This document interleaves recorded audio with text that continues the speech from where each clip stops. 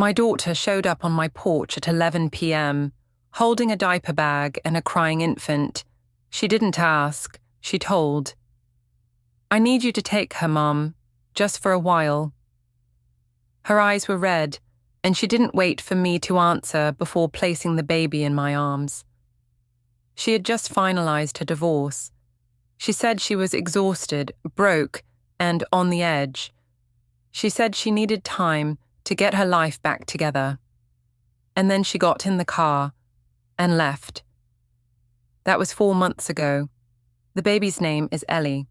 She's sweet. She giggles in her sleep. She likes to be held, rocked, and sung to. She's also a baby. She cries at 3 a.m.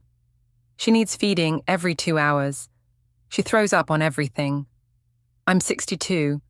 I have arthritis. I had just started sleeping well again.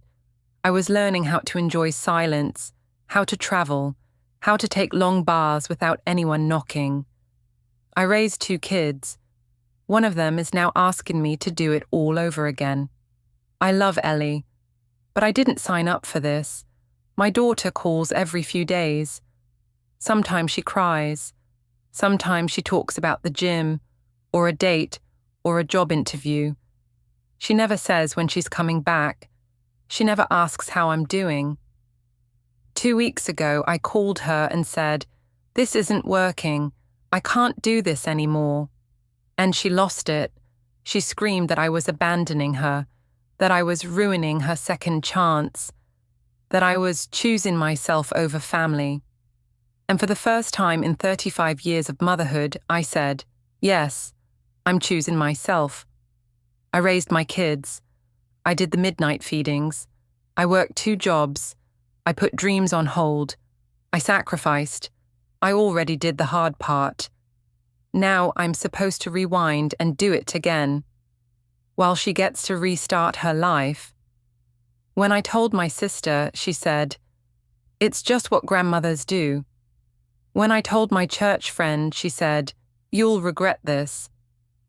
When I told my neighbor, she nodded silently, then said, "I'm proud of you."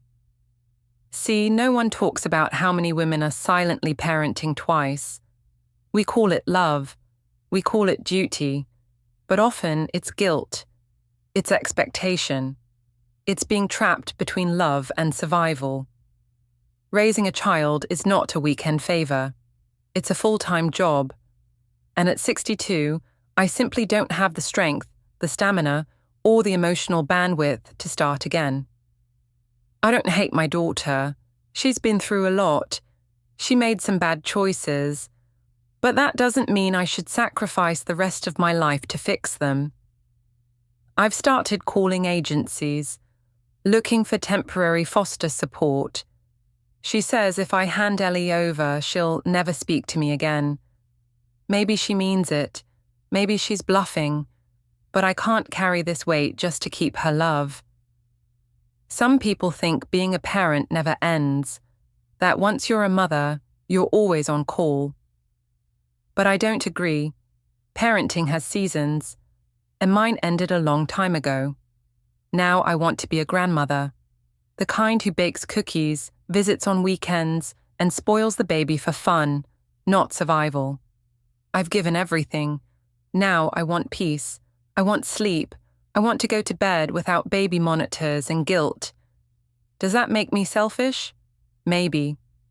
But no one asked if I was tired. No one asked if I was healthy. No one asked if I was ready.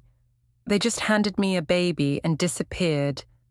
If you think I'm cruel, you've never held a screaming infant at 3 a.m. with aching knees and a broken back. You've never tried to shop for formula on a fixed income.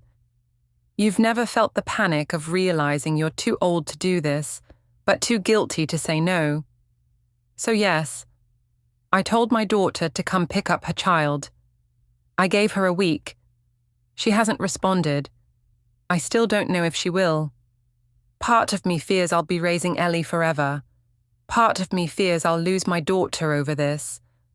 But the biggest fear I have is losing myself again. I spent 30 years being the backbone of someone else's life, I don't have another 30 in me. So I'm asking you, is it wrong to say no to starting over? Is it wrong to choose peace instead of sacrifice? Is it wrong to stop being a mother and start being me? Let me know. Pick a side, right or so wrong.